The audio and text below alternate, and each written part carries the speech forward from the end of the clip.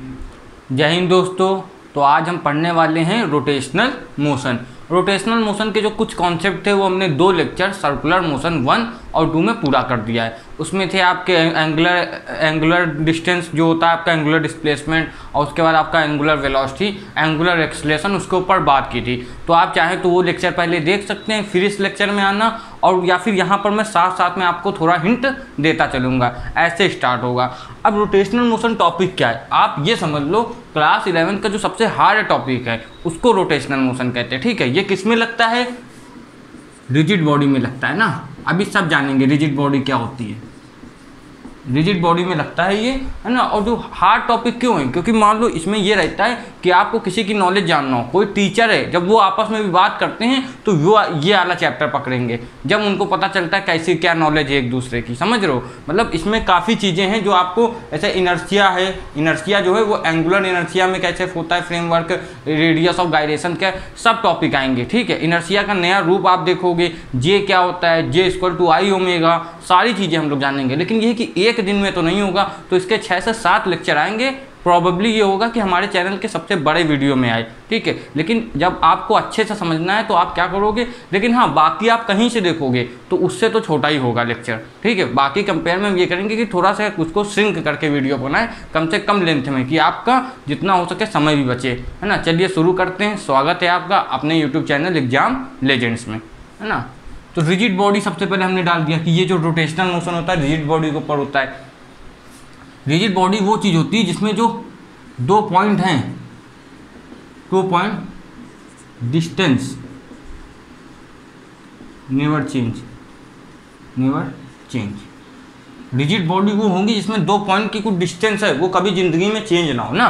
अब देखो फिजिक्स जो इसमें हम लोग आइडियलिज्म की बात करते हैं कि आइडल चीज़ हो, लेकिन होती कहाँ है? जैसे हम लोग केमिस्ट्री में बात करते हैं आइडल गैस की, लेकिन आइडल गैस जैसी कोई चीज़ नहीं होती। वैसे रिजिड बॉडी तो कुछ हो ही नहीं सकती है, लेकिन फिजिक्स में क्या होता है, हमको आइडलिज्म के ऊपर फोकस करना होता है, हमको एक आइडल मानना पड़ता है और उसके हिसाब से चलना होता है। तो आप मान लो कि ये आइडल रिजिड बॉडी है ऐसे कोई भी, तो इसमें एक पॉइंट ए है, एक पॉइंट बी।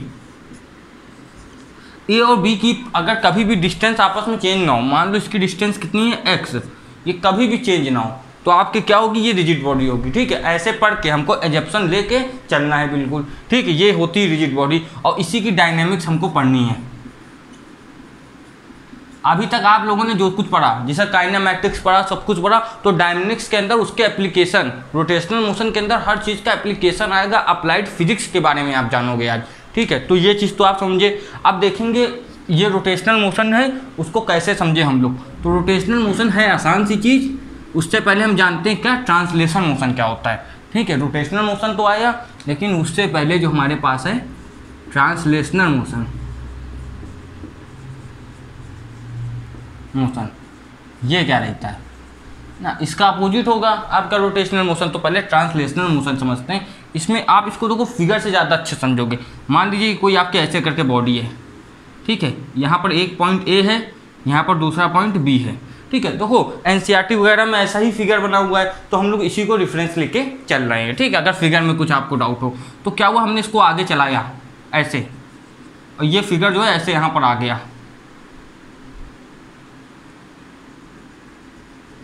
ठीक है, जब ऐसे फिजिक्स में आगे आप लाते हो तो इसको डॉट डॉट करके बना देते हैं। ऐसे आया, यहाँ पर पॉइंट आपका हुआ ए और यहाँ पर पॉइंट हुआ बी, तो यहाँ पर ये स्ट्रेट लाइन खींचेगी, यहाँ पर ये ए और बी के बीच में स्ट्रेट लाइन खींचेगी। अगर ये जो ए और बी हैं ये आगे चलने में पैरेलल बनाएं, देखो ये ए बी अभी तक पैरेलल हैं, अगर ये ए बी आगे चलते चलते हमेशा पैरेलल रहें। ठीक है, ये जो चीज़ है ये डिस्टेंस हमेशा पैरेलल रहे। ये डिस्टेंस जो है इस पॉइंट पे, इस पॉइंट पे, इस पॉइंट पे, जो ए बी है हमारा, उसके किसी भी पॉइंट पे जो हम डिस्टेंस देखें तो वो इक्वल हो। या फिर कहेंगे ए बी जो है जो आगे जाए, पैरेलली आगे जाए, तो उसको ट्रांसलेशन मोशन कहते हैं। जैसे ये बॉडी है ऐसे करके, तो ये आगे जाएगी ऐसे स्ट्रेट बिल्कुल, समझ रहे हो। तो मान लो यहाँ पर एक पॉइंट ए था, तो यहाँ पर एक पॉइंट ए यहीं पर रहेगा, समझे बिल्कुल। एक पॉइंट बी था, तो यहाँ पर एक पॉइंट बी यहीं पर रहेगा ऐसे। अब देखो ये पैरेलल लाइन, वही चीज़ है। इस बॉडी में हमने समझ लिया, ये तो समझ में आया। लेकिन हमारा चैप्टर है रोटेशनल मोशन, तो हम देखेंगे रोटेशनल मोशन अब क्या होता है। ठीक, इसको समझते हैं।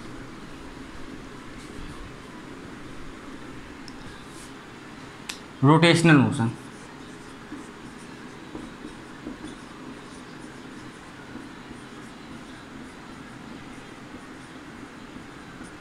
रोटेशनल मोशन में ये होता है कि आप समझ रहे हो किसी चीज़ को रोटेट करना, ये आपका रोटेशनल मोशन होगा। तो हम क्या करते, यही फिर से फिगर बना, हमारा ए पॉइंट है और ये बी पॉइंट है, ठीक है, ये हमारा बी पॉइंट है। अब की बार हमने क्या किया, इसको पाइवेट कर दिया। अब देखो सिंपल सी बात है, इसको हमने क्या किया, कहीं गाड़ दिया, ऐसा समझ लो, ठीक है, या फिर हमने क्या किया, इसको पाइवेट कर दिया, जो इंग्लिश में वर्ड है पाइवेटेड, इसको हमने पाइवेट कर दिया, मतलब एक जगह इसको हमने स्टैटिक बना दिया, रोक दिया। और फिर हमने क्या किया, इस बॉडी को ऐसे, ये यहाँ पर रुका हुआ है, इसके एक्सिस में हमने क्या किया, बॉडी को ऐसे करके घुमाया, ऐसे करके घुमाया। तो आप देखोगे जो बी है वो यहाँ पर आ जाएगा, भाई ऐसे घुमाया, ये थोड़ा उधर गया तो ये वाला बी वाला पॉइंट वहाँ चला गया। लेकिन जो ए है, ए आपका क्या है, ए अपनी जगह ही रहा, तो इसी को कहते हैं रोटेशनल मोशन, ऐसे करके मोशन बनेगा। अब आप जानते हो हमने इसको पूरा वैसे घुमा दिया तो ये ऐसे पूरा घूम के तो हुए चला जाएगा। बिल्कुल बात सही है कि नहीं, एक समय आएगा कि ये बी पॉइंट अपनी जगह फिर से आएगा, समझ लो ना, यही आपका क्या होता है, रोटेशनल मोशन। इन दोनों से मिल के जो बनता है उनको कहते हैं हम लोग प्लेनर मोशन। वो देखते हैं कि प्लेनर मोशन क्या होता है, ये तो आप समझे प्लेनर मोशन क्या होता है ना, फिर उनके टर्म्स हम लोग चालू करेंगे।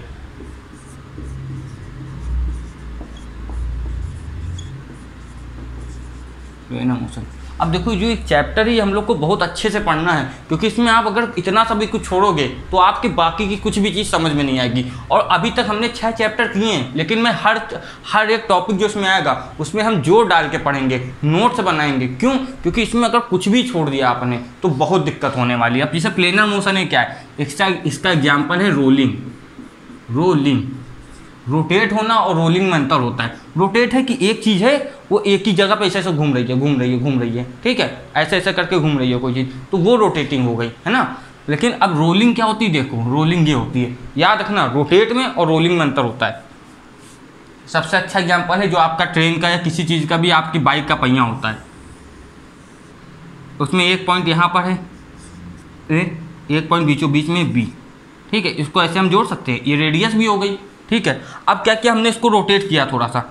अब देखो हमने क्या किया, इसको ऐसे आगे चलाया, देखना अच्छे समझना, हमने इसको थोड़ा सा आगे चलाया तो होगा क्या, आगे चला है ये ना, अभी रोटेट नहीं हुआ, ये आगे चला, तो ये पॉइंट ए यहीं पर रहा, बी यहीं पर रहा, पैरेलल है। देखो फिगर में थोड़ा सा ना समझ में आ, लेकिन आप समझते हो ये ऐसे आगे गया, ठीक है। अब इसको कहते हैं क्या, ट्रांसलेशनल मोशन।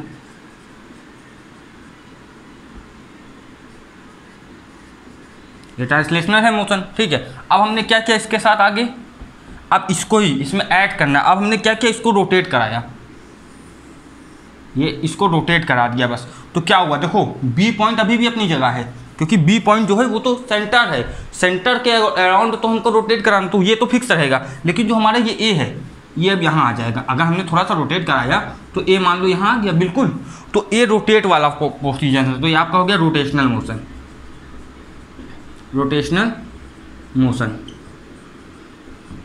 अब जब आप इन दोनों को मिला दोगे, बॉडी थोड़ी सी आगे गई और थोड़ी सी रोटेट हुई, इन दोनों को मिला दोगे, बॉडी थोड़ी सी आगे गई आपकी बिल्कुल और थोड़ी सी रोटेट हुई, ये आपका कैसा मोशन हुआ, ये हुआ प्लेनर मोशन, जहाँ पर रोटेशन भी हो, है ना, और ट्रांसलेशन भी हो। ट्रांसलेशन का अगर मतलब नहीं समझ में आया, ट्रांसलेशन का मतलब होता है आप किसी पॉइंट से आगे बढ़ो, उस पॉइंट को पैरेलली ले जाते हुए, ये चीज़ होती है। अब चलो इसके हम लोग कुछ टर्म्स देखते हैं, इतना आप नोट करो।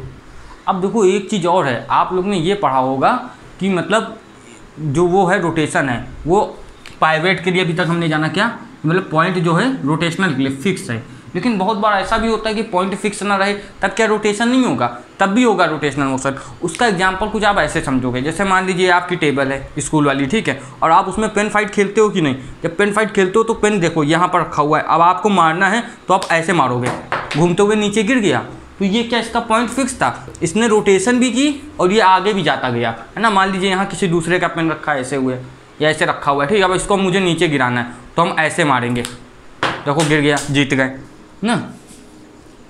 यही चीज़ हमको समझनी है, किससे, ऐसे ये। और ये कैसे रोटेट करेगा, इसकी जो सेंटर ऑफ मास होती है यहाँ बीचों बीच में होगी। चलो इसमें ना समझो, आप इसमें समझो, ये हमारा रॉड है, ठीक है, बहुत लोग रॉड से खेलते हो, बहुत लोग क्या करते थे कि पेन के अंदर लोहा घुसेड़ के लिए आए कि पेन फाइट जीत जाए ना, आप लोग ने भी किया होगा। तो ये चीज़ यहाँ पर हमने रखा है, ये सेंटर ऑफ मास है, तो आप जब घुमाओगे तो ये ऐसे घूमेगा, घूमेगा हमेशा अपने एक्सिस के अलॉन्ग ही, ठीक है। अब ये आगे जा सकता है, मतलब समझे ना, और हमने इसको ऐसे घुमाया तो ओमेगा इधर की तरफ लगेगा। अब जिन्होंने सर्कुलर मोशन देखा है उनको तो पता है कि ओमेगा क्या है और ये चीज़ क्या है, जिन्होंने नहीं देखा उनके लिए तुरंत क्विक रिवीजन, ठीक है। उसके बाद हम लोग कुछ आगे की चीज़ देखेंगे। एस इक्वल टू होता है आर थीटा। यहाँ पर एस जो है वो है डिस्प्लेसमेंट। क्या है? डिस्प्लेसमेंट। आर जो है हमारी रेडियस है, आर रेडियस है और डिस्टेंस भी हो सकती है। हमेशा सर्कुलर मोशन जो है उसमें ही ये थोड़ी नहीं लगता है, बहुत सारी चीज़ों में लगता है। सर्कुलर मोशन तो क्या कहते हैं, प्राइमरी चीज़ है। थीटा होता है आपका एंगुलर डिस्प्लेसमेंट, ठीक है। एंगुलर डिस्प्लेसमेंट क्या होती है, अब किसी को नहीं पता, देखो ये और देखो ये इस लेक्चर के बाद आप यहाँ समझ लो, मोटा मोटा सब समझ में आ ही रहा है। अगर और क्लैरिटी चाहिए तो आप सर्कुलर मोशन 1 और 2 एग्जाम लेजेंड्स करके डालोगे, आपके यूट्यूब में आ जाएगा। ये आपका ए पॉइंट है, यहाँ से क्या किया, मान लो ये बी पॉइंट है, बी पॉइंट से आप ए पॉइंट में गए तो आपने इतना थीटा कवर किया, ये इतना एंगल से डिस्टेंस कवर की, तो ये जो होता है यही आपका क्या होता है, एंगुलर डिस्प्लेसमेंट। कितना आपने एंगली कवर किया, ठीक है। ये तो डिस्प्लेसमेंट हो गई हमारी, एंगली कितना कवर किया। आपसे पूछेंगे एंगल में कितना हमारा रोटेशन वो डिस्प्लेसमेंट हुआ, तो उसको एंगुलर डिस्प्लेसमेंट कहेंगे ना। कि मान लो आप 30 डिग्री में थे, अब 60 डिग्री में हो, तो कितना हुआ, 30 + 60, 30 से 60 में गए तो कितना अंतर है, 60 फाइनल पॉइंट है और ये 30 है, तो 60 का अंतर हुआ, बस यही चीज़ है। अब ये चीज़ तो इतनी हुई। अब इससे रिलेटेड कुछ टर्म्स है वो आप देखिए। जैसे आप जानते हो वेलोसिटी होता है इंस्टेंटेनियस वेलोसिटी, होता है ds/dt, है ना। वैसे ही अभी हमने एंगुलर डिस्प्लेसमेंट पढ़ा, एंगुलर डिस्प्लेसमेंट आपका होता है, एंगुलर डिस्प्लेसमेंट जो होता है वो आप उससे निकलता है एंगुलर वेलोसिटी, उसको ओमेगा कहते हैं। वो होता है, ये भी इंस्टेंटेनियस पूछ दें तो आपका हो जाएगा d/dt। अब ऐसे ही पूछ दिया v एवरेज वेलोसिटी, डेल्टा यानी एवरेज वेलोसिटी, ये होता है ΔS/ΔT। वैसे ओमेगा पूछ लें आपसे एवरेज, ये डेल्टा मतलब एवरेज की बात हो रही है, ये आपका होगा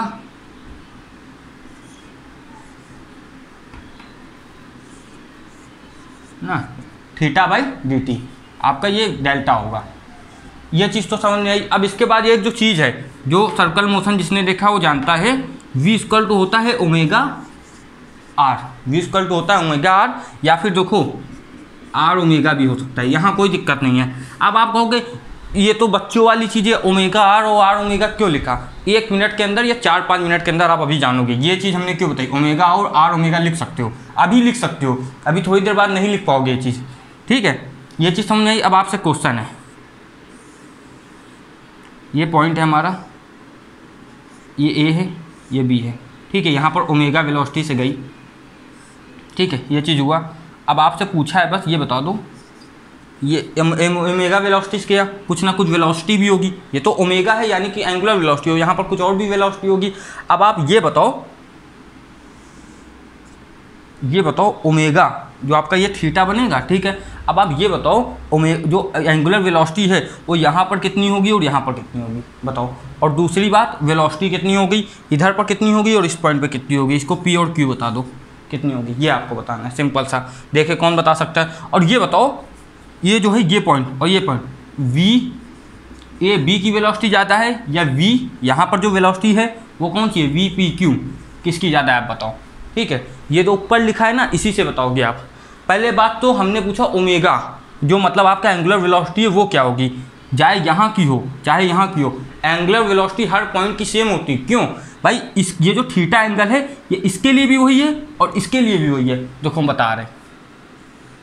ये चीज़ ऐसे बन गई, अगर ये थीटा है तो इतनी जगह के लिए भी यही थीटा है और इतनी जगह के लिए भी यही थीटा, और इसको ऊपर भी हम बना दें तो थीटा तो यही है।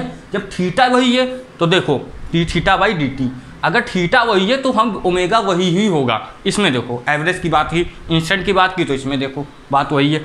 लेकिन वेलोसिटी का फॉर्मूला होता है ओमेगा r, यहाँ पर रेडियस हमारी है r, छोटी रेडियस, और यहाँ पर रेडियस है बड़ी, तो ये देखो ये AB के लिए रेडियस हो गई बड़ी, तो इसमें से पता चल रहा है VAB जो है वो बड़ा होगा VPQ से। क्यों, V है ओमेगा r, ओमेगा सेम, अब हमको किससे कंपेयर करना है? रेडियस से। इस छोटे के पॉइंट के लिए रेडियस तो छोटी सी है और बड़े वाले पॉइंट के लिए रेडियस बड़ी, तो सिंपल सा VAB किससे बड़ा होगा? VPQ से। अब चलो इसके आगे देखते हैं। अब देखो जो हमने V की बात की थी कि R ओमेगा और ओमेगा R लिख सकते हो, लेकिन V का जो एक्चुअल मतलब है ये होता है,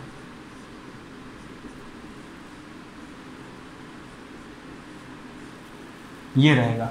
अब देखो इसमें है क्या चीज़, रेडियस जो है वेक्टर क्वांटिटी रहेगी यहाँ पर, ओमेगा वेक्टर क्वांटिटी और वेलोसिटी वेक्टर क्वांटिटी। अब आप R ओमेगा उल्टा ये चीज़ नहीं कर सकते, ठीक है। अब देखो एग्जाम्पल इसका लो ऐसे, ये हमारी एक डिस्क है, ठीक है, सेंटर से एक लाइन निकाल दी, ठीक है। अब समझ में आएगा, ये ऐसे रोटेट कर रही है तो इसका ओमेगा ऐसे, ओमेगा ऐसे जा रहा है, समझना, ओमेगा ऐसे जा रहा है, ठीक है, समझ में आई इतनी बात। अब इसके बाद देखो इसकी जो रेडियस वो ये है, ठीक है, और वेलोसिटी जो है, वेलोसिटी जो है वो आपकी, अच्छे समझना, अगर ये चीज़ ऐसे घूम रही तो वेलोसिटी इस पॉइंट की बात कर रहे हैं, ये ऐसे रखी हुई है डिस्क जो है हमारी।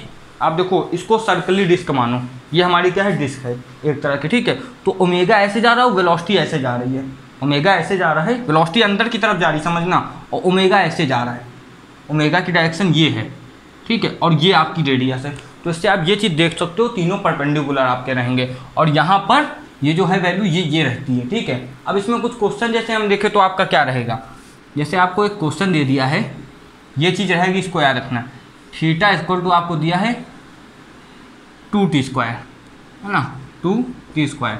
आपसे कह दिया हमको ओमेगा बताओ, है ना, ओमेगा बताना है 2 सेकेंड, ठीक है। और कहा है आपसे हमको वेलोसिटी बताओ, अगर रेडियस जो है वो आपकी कितनी है, वेलोसिटी बताना है V टेंजेंशियली 3 मीटर।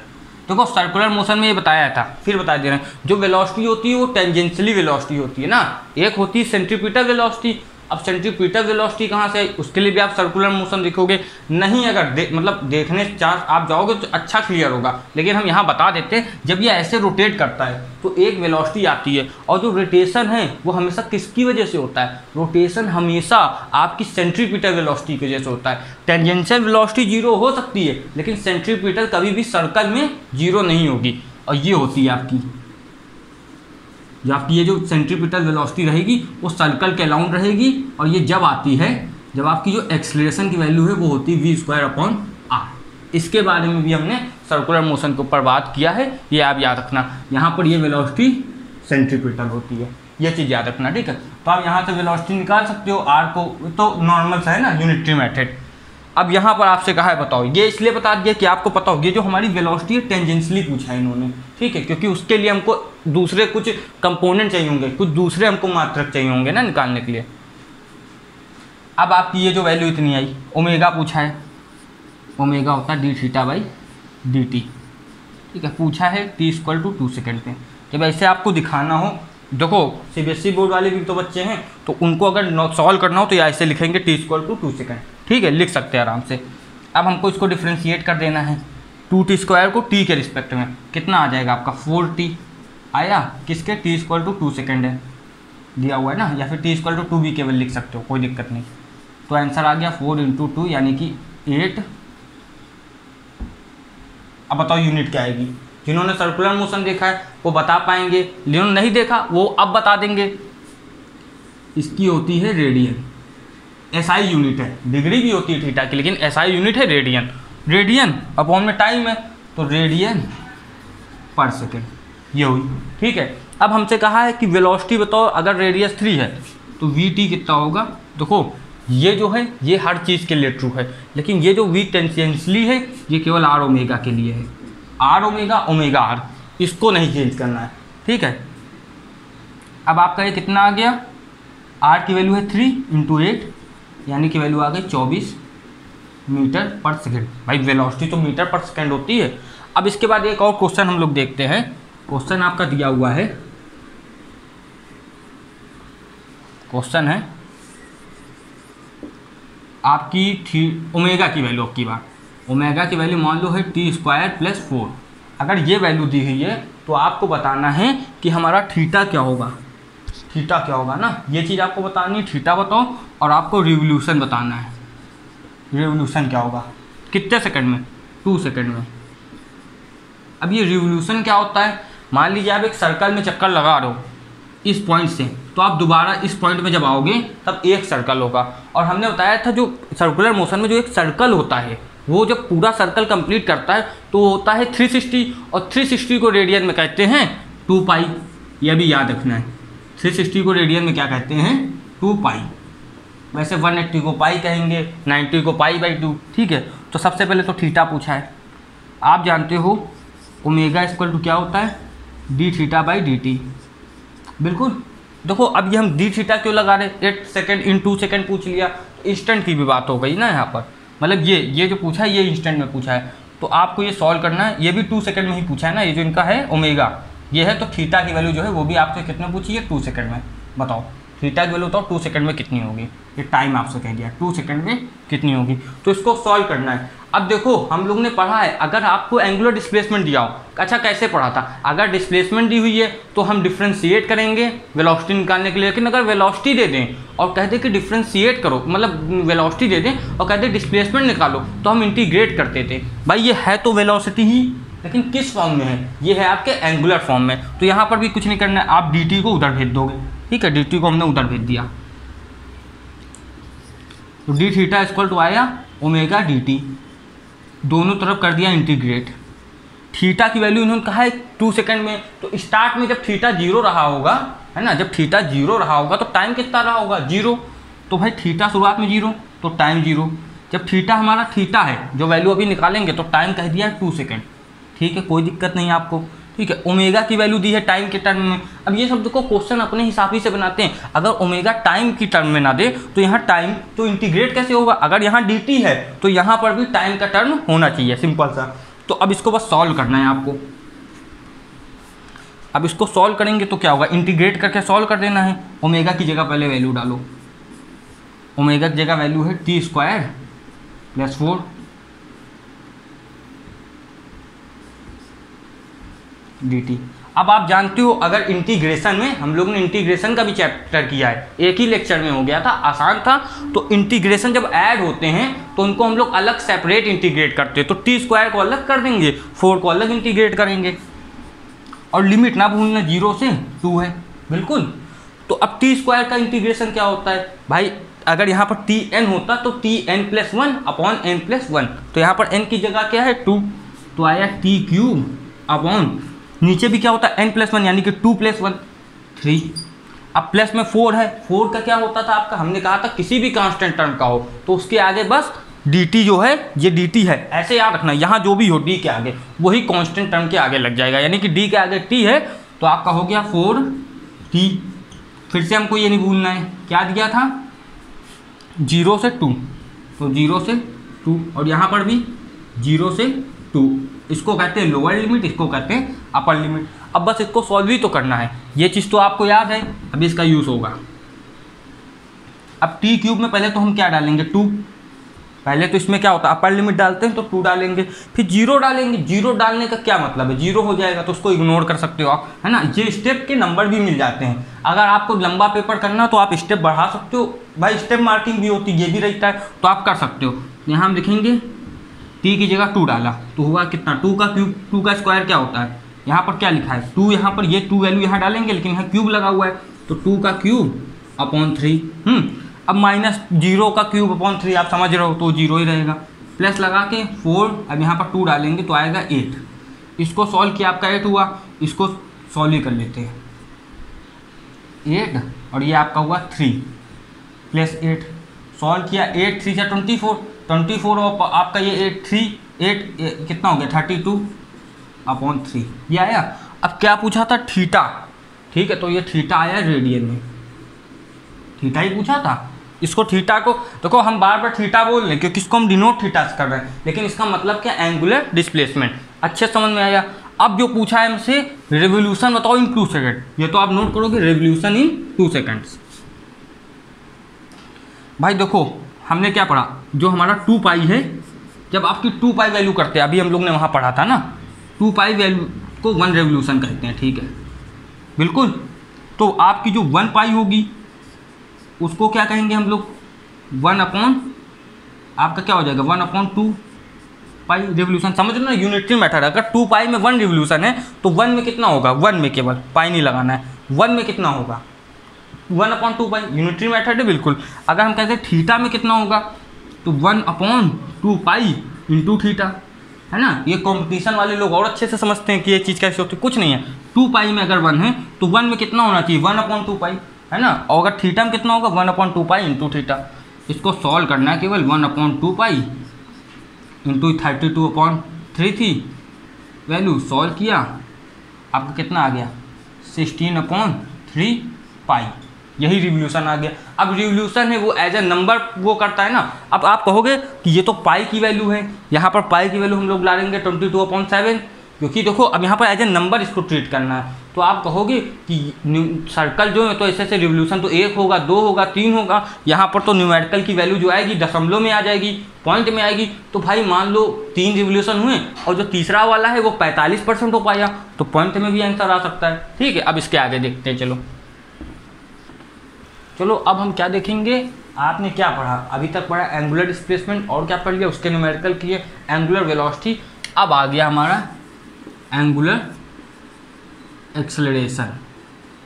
ठीक है भाई, देखो सर्कुलर मोशन में कर चुके हैं बिल्कुल ना, लेकिन यहाँ पर थोड़ी थोड़ी बात तो कर ही सकते हैं। जितना डिटेल में सर्कुलर मोशन में बताया उतना यहाँ नहीं होगा, लेकिन इतना होगा कि आपको वो लेक्चर आप चाहे देखो चाहे ना देखो, लेकिन अगर देख लोगे तो 1-2 नंबर ज़्यादा ही आएंगे, समझ लो ना। मतलब ऐसा नहीं है कि वो नहीं देखोगे तो कुछ दिक्कत होगी। अब एंगुलर एक्सेलरेशन क्या होता है, इसको हम डिनोट करते हैं अल्फा से, अल्फा ना। अगर ये और अच्छे समझना है तो आप जाते हो एक्सेलरेशन जो होता है वो होता है delta we upon delta G, change in velocity upon change in time. तो ये क्या होगा, change in angular velocity upon change in angular time, बस सिंपल सा इतना है। अब आप लोगों ने ये भी पढ़ा S इक्वल टू होता है R theta, V equal to होता है आर ओमेगा। तो भाई एक्सेलरेशन क्या होगा, एक्सेलरेशन होगा आपका क्या होगा, सिंपल सा है कुछ भी नहीं, आर अल्फा, है ना। रिलेशन बता, relation R R R alpha, है ना। ये अल्फा है आपका ना, ये अल्फा है। ठीक है, अब देखो यहाँ पर भी ये है, देखो अल्फा तो आप ऐसे भी बना सकते हो, कोई दिक्कत नहीं, लेकिन थोड़ा ऐसे करके बनाना है। ठीक है, अब लेकिन ये होता कौन सा, टेंजेंशियली होता है। ये कौन सा होता है, ये इसकी देखो यहाँ पर हमने बता दिया टेंजेंशियल एक्सेलरेशन होता है, टेंजेंशियली लगता है, वो भी बताएंगे क्यों, लेकिन इसका डिटेल लेक्चर आप सर्कुलर मोशन ही में समझोगे। देखो दो चीज़ अलग अलग जगह बताना ज़्यादा सही नहीं रखता है, लेक्चर की लेंथ भी ज़्यादा जाएगी। तो हम रिकमेंड करते हैं आप सर्कुलर मोशन 1-2 जरूर देखना एग्जाम लेजेंड्स का। ठीक है, अब ये क्यों होता है ऐसा, देखो ये हमने बनाया, ये पार्टिकल की ये ऐसे सर्कुलर मोशन कर रहा, वेलोसिटी ऐसे जा रही, वेलोसिटी थोड़ी सी ये गलत बन गई, ये तो ओमेगा होगा, वेलोसिटी ऐसे है पार्टिकल की, इस पॉइंट पे पार्टिकल ऐसे जा रहा है। अब ये आप अगर इसको ऐसे वो करोगे तो वेलोसिटी अंदर की तरफ है। ठीक है, वेलोसिटी अंदर की तरफ है, इतना समझ में आ रहा है कि नहीं। देखो जब भी जो है ना, जब ओमेगा ऐसे गया था और वेलोसिटी ऐसे गई थी, तो जो वेलोसिटी थी दोनों 90 का एंगल क्यों था। देखो अगर उस समय नहीं समझ पाए तो अभी देख लो, वेलोसिटी ऐसे गई थी और ये ऐसे गई थी, तो भाई ओमेगा इस प्लेन में है, समझो ओमेगा इस प्लेन में है और वेलोसिटी अंदर जा रही है, तो 90 का एंगल नहीं है। देखो ये है, ये चीज़ अंदर जा रही है, ये आपको ऐसे इमेजिन नहीं होगा, ये चीज़ अंदर जा रही है ऐसे, ठीक, या फिर कह दो ये बाहर आ रही है और ओमेगा ऐसे जा रहा है, तो ये 90 का एंगल तो बना रहे हैं, अलग अलग प्लेन में 90 का एंगल बना रहे, सेम प्लेन में नहीं है। सेम प्लेन में भी 90 का एंगल बन सकता है, जो रेडियस के बीच में और किसके बीच में, ओमेगा के बीच में बन रहा था, इसलिए ये हमने जो रिलेशन लिखा था वो था। तो यहाँ पर जो वेलोसिटी आती उसी की वजह से आता है हमारा टेंजेंशियल एक्सेलरेशन, और टेंजेंशियल एक्सेलरेशन आता है अल्फा की वजह से, तो इसलिए इनका ये रिलेशन होता है। ये तो आपको अच्छे समझ में आया। अब एक चीज़ जो सबने पढ़ रखा है और सबको पता भी है, वो चीज़ हम देखेंगे जिसको कहते हैं इक्वेशंस ऑफ मोशन। इतना आप नोट करो। अब देखो इक्वेशंस ऑफ मोशन, इनसे तो आप फैमिलियर हो, है ना। ये फर्स्ट इक्वेशन ऑफ मोशन, ये हमारी सेकेंड, ये हमारी थर्ड। ठीक है, इनको तो अच्छे से आपको पता है। ये final velocity, initial velocity, acceleration हमारा और टाइम। ठीक है, वैसे सेकंड में क्या होता है, ये हमारा होता है डिस्प्लेसमेंट u_t + ½ at², फिर से एक्सेलरेशन, और ये हमारी थर्ड हो गई v = u² + 2s। अब ये होता कब है, equation of motion under uniform acceleration. अब हम बात करेंगे equation of motion under uniform. Uniform माने होता है कांस्टेंट, यूनिफॉर्म एंगुलर एक्सेलरेशन। ठीक है। यूनिफॉर्म एंगुलर एक्सेलरेशन, याद रखना यूनिफॉर्म एंगुलर एक्सेलरेशन, क्योंकि अभी हम नॉन यूनिफॉर्म की भी बात करेंगे, छोटी सी बात है बस। तो देखो इसमें क्या होता है, एंगुलर फाइनल एंगुलर वेलोसिटी, देखो सेम तो है, यहाँ पर वेलोसिटी था, यहाँ फाइनल एंगुलर वेलोसिटी, यहाँ पर आपका इनिशियल वेलोसिटी था, यहाँ पर इनिशियल ओमेगा है ना एंगुलर वेलोसिटी, यहाँ पर एक्सेलरेशन था, यहाँ पर अल्फा है एंगुलर एक्सेलरेशन। सेम उसी तरह ये भी चलता जाएगा, थीटा डिस्प्लेसमेंट की जगह एंगुलर डिस्प्लेसमेंट, यहाँ क्या है ये ओमेगा इनिशियल है, ठीक है, ओमेगा यानी कि एंगुलर वेलोसिटी इनिशियल टाइप, और ये आपका plus half alpha T square, same ऐसे ये भी है, ठीक है। लेकिन इसमें एक बात आ जाती है यूनिफॉर्म एंगुलर एक्सेलरेशन, जब बातें यूनिफॉर्म की जा रही हो तब ये लगेगा। ऐसी कुछ चीज़ बताओ जो सर जी हमेशा लग जाए, दिमाग में आएगा कि नहीं, ऐसी कुछ चीज़ बताओ जो हमेशा लग जाए, तो आप इतना तो नोट कर लोगे आराम से। इसके बाद हम देखेंगे, ठीक है, चाहे स्क्रीनशॉट ले लो। अब इसके बाद हम देखेंगे जो हमेशा लगेगा वो, जैसे पहला है omega equal to delta theta upon delta T, ये हमेशा लगेगा, ऑलवेज ट्रू, ऑलवेज ट्रू मतलब ऑलवेज ट्रू। उसके बाद आपका आ गया अल्फा इक्वल टू आपका आ गया delta omega upon delta T, ये हमेशा के लिए ट्रू है। ये इक्वेशन तो बनी है न्यूटन की, लेकिन ये हमेशा ट्रू है, इनको आप कहीं भी पुट कर सकते हो। ये जब पुट होंगे जब आपका यूनिफॉर्म एक्सेलरेशन होगा, यहाँ पर यूनिफॉर्म हो चाहे ना हो। अब लास्ट वाला अल्फा इक्वल टू ओमेगा और ये डी टी है ना। अब आप कहोगे सर ये तो वही लिख दिया, इसको थोड़ा सा चेंज करना है, और फिर जो आएगा ना उससे समझ लो 90% आपके सवाल सॉल्व होंगे। काइनेमैटिक्स के, रोटेशन के नहीं कह सकते, क्योंकि रोटेशन का तो केवल जो अभी हमने पढ़ा है ये 20% है, ठीक है। तो रोटेशन के ऐसे वाले सवाल सॉल्व होंगे, यहाँ करोगे डिस्प्लेसमेंट है ना डेल्टा थीटा, और यहाँ पर भी करोगे डेल्टा थीटा, बिल्कुल। अब इन दोनों को आप आपस में जोड़ दोगे तो ये क्या हो जाएगा, इन दोनों को आप जोड़ोगे, ये क्या, ये चीज़ सेम हो रही, तो इसको आप लिख सकते हो डेल्टा, ये चीज़ लिख सकते हो आप आराम से, delta theta upon dot omega upon delta theta.